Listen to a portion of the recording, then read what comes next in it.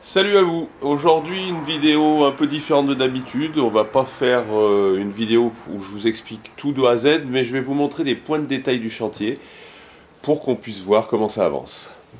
On a déjà fait différentes vidéos pose placo, mais je vais quand même vous expliquer un petit peu l'ossature qu'on est en train de mettre en place. Donc comme vous le voyez ici, c'est les fourrures pour faire le plafond. Donc les fourrures pour faire le plafond, elles sont fixées avec des suspentes sur notre poutre qu'on a changé, notre poutre en I. Et puis en haut, j'ai rajouté donc un système de chevrons pour gagner de la hauteur parce qu'on était vraiment trop haut. Et puis surtout, pareil, toujours même principe que ce que j'avais expliqué, des petites innovations techniques maison pour ne pas avoir de problème de son, donc des cales montées sur caoutchouc. Et puis vous voyez que chaque fois que j'ai vissé une suspente, alors j'espère qu'on le verra assez, mais chaque fois qu'on a vissé une suspente, elle est vissée sur une cale phonique pour éviter de transmettre le bruit à la structure.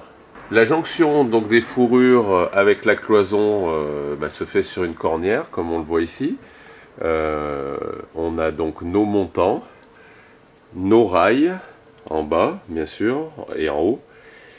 Et puis derrière, on a commencé à faire un test de mise en œuvre de la laine de bois Steicoflex en 140 mm d'épaisseur pour avoir un coefficient R de 3,65.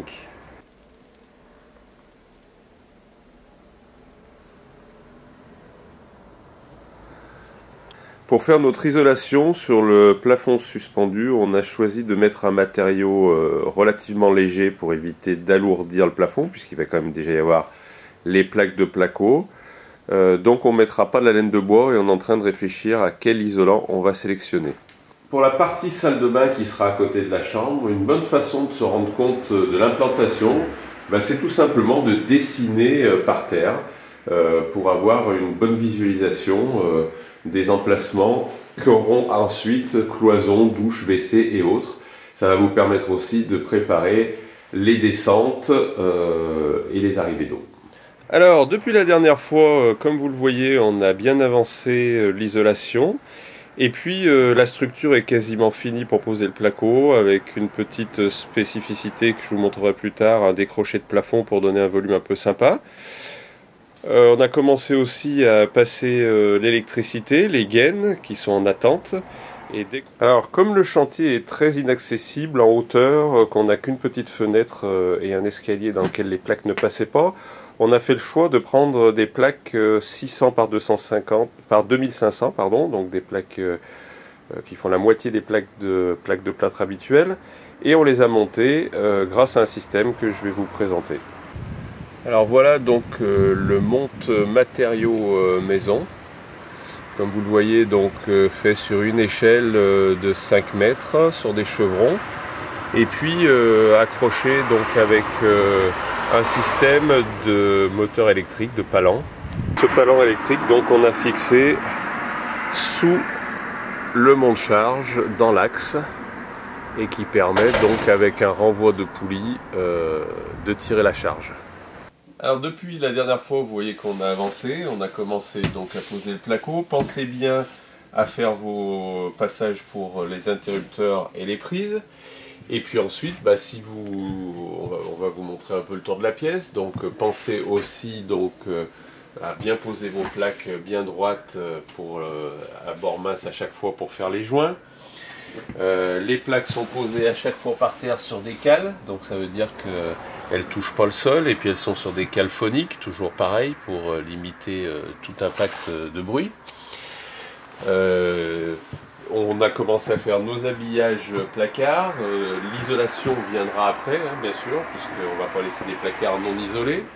Et puis donc on va continuer la pose de ces plaques, et puis on s'attaquera ensuite au plafond. Bonjour internautes, alors ça fait quelques jours que je vous ai rien montré, vous allez voir pourquoi, parce qu'il y a beaucoup de boulot sur un chantier comme ça. Et donc Comme sur ces vidéos, je ne vais pas vous remontrer, je vous l'ai déjà dit, ce qu'on a déjà vu dans nos 175 autres vidéos, poser une plaque de placo, tout ça. Là, on va plutôt travailler sur l'organisation du chantier. Et donc, je vais vous montrer un petit peu ce qu'on a avancé en parallèle. On a préparé aussi, comme on en voit un petit bout ici, les arrivées d'eau pour les salles de bain et toilettes, et surtout les évacuations, ce qu'on va voir en dessous. Alors, quand dans une maison comme ça à transformer, il n'y a aucune évacuation, mais bien évidemment, il va falloir prévoir toutes les évacuations en sang pour les toilettes, les douches, les lavabos, des raccordements, prévoir les culottes PVC, prévoir le passage du PER. Ça fait pas mal de choses, il faut traverser les plafonds, les planchers. Donc là, nous, on va utiliser ce placard, cet ancien placard comme placard technique. Là, vous voyez en attente tous les fils qui seront passés donc, dans cette cloison qu'on voit au sol, qui est matérialisée par les rails.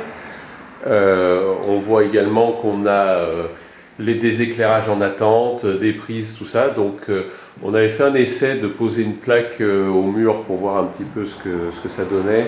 Et puis surtout pour passer les fils avec l'isolation. Dans la pièce d'à côté, on va retrouver le même système, à savoir en attendant qu'on passe tous nos doublages, enfin qu'on fasse tous nos doublages et nos cloisons, on a préparé donc le tableau qui commence à être un tableau déjà sympathique, avec les repérages pour s'y retrouver. Et puis là, on a stocké donc les plaques qui vont servir à faire le doublage des murs, qui sont collés contre les murs. Donc c'est des plaques placo plus PSE pour un coefficient d'isolation de 3,5. Donc un coefficient déjà important, sachant qu'on a déjà des murs en mâche-fer de 45 cm d'épaisseur, donc on aura une très bonne isolation. Voilà, donc vous voyez que beaucoup de choses à prévoir en même temps. Donc là on voit au rez-de-chaussée, en fait en faux plafond, on va récupérer toutes les descentes d'eau qui iront donc dans ce placard technique avec une sortie sur l'extérieur pour récupérer le tabouret d'évacuation des eaux grises.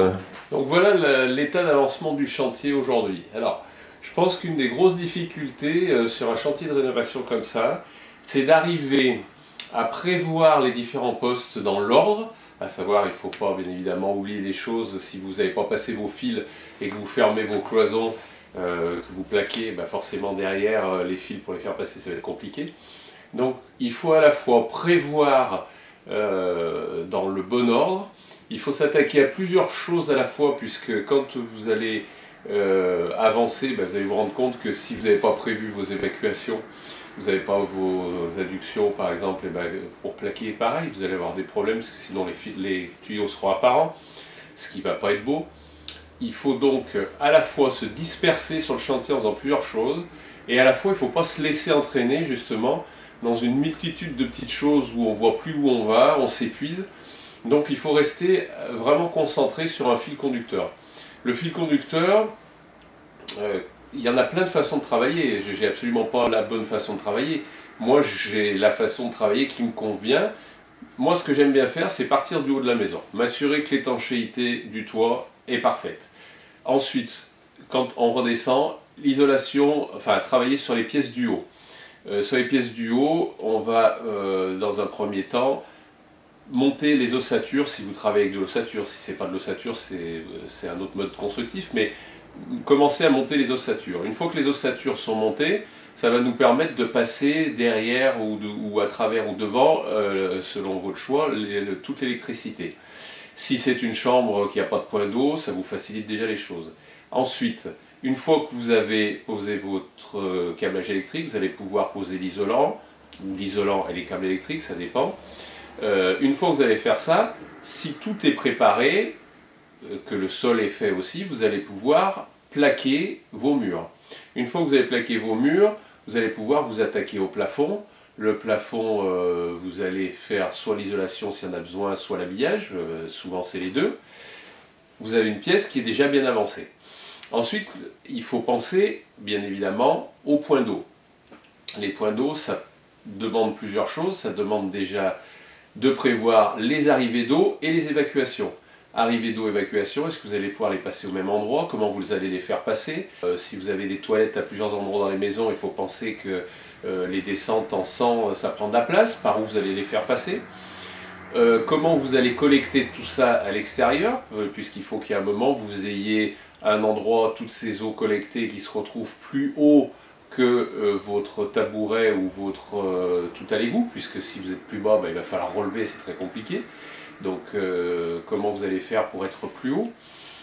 Une fois que vous avez passé vos évacuations, alors dans les évacuations, il y a plusieurs choses à penser. Il faut penser aux évacuations principales, bien évidemment, les toilettes, mais il faut penser aussi aux douches, il faut penser aussi aux lavabos, aux éviers, donc comment vous allez les connecter. Il faut penser aussi à la colonne primaire de ventilation de vos évacuations. Alors ça veut dire un tuyau qui monte jusque sur le toit, donc à prévoir aussi. Trouver la bonne tuile si vous voulez faire sortir votre colonne en toiture. Donc pensez à ça aussi avant de faire votre plafond. Si votre plafond est fini, isolé et qu'il faut refaire un trou pour faire passer la colonne primaire, ça va être très compliqué à faire, donc il vaut mieux le faire avant.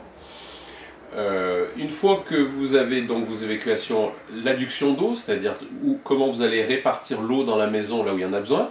Donc là pareil, il va falloir penser de l'arrivée d'eau de la maison extérieure, si elle est extérieure, comment vous rentrez à l'intérieur, monter une canalisation en 20 mm, 16 ou 20 mm pour redispatcher. Il va falloir penser donc aux collecteurs, il va falloir penser aux nourrices d'eau froide et d'eau chaude, les robinets d'arrêt, les vannes, donc il vous faut un schéma.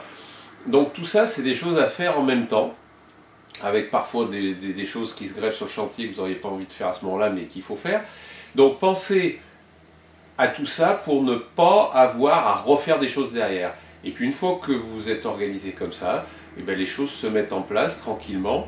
Il faut penser à bien approvisionner le chantier, parce que si un jour vous avez prévu de faire vos canalisations et qu'il vous manque 2 mètres de PVC, ben vous allez perdre 2 heures pour aller courir en chercher. De l'organisation, un peu de vision large, un peu de préparation, et puis surtout de la bonne humeur, de l'optimisme. Il y a des jours où on est fatigué, il y a des jours où on a fait des choses qui ne marchent pas forcément bien. Donc il faut prendre les choses un peu comme elles arrivent. Quand on fait des erreurs, ça arrive, c'est pas très grave. Il y a rarement des choses qu'on ne peut pas rattraper. Donc voilà, gardez bon esprit, optimisme, joie de vivre pour faire un chantier, parce que ça ne doit pas devenir une galère et le bagne, hein, ça doit rester quelque chose d'agréable. Chaque jour, vous faites ce que vous pouvez, en vous y tenant, voilà. Et puis je pense que tout va super bien se passer. Je vous accompagne avec plaisir dans votre rénovation. Et puis on se retrouvera pour une prochaine vidéo, mise en place des sanitaires, et puis on verra également la suite du chantier au fur et à mesure que ça se déroule. Et ben, à très bientôt. Au revoir.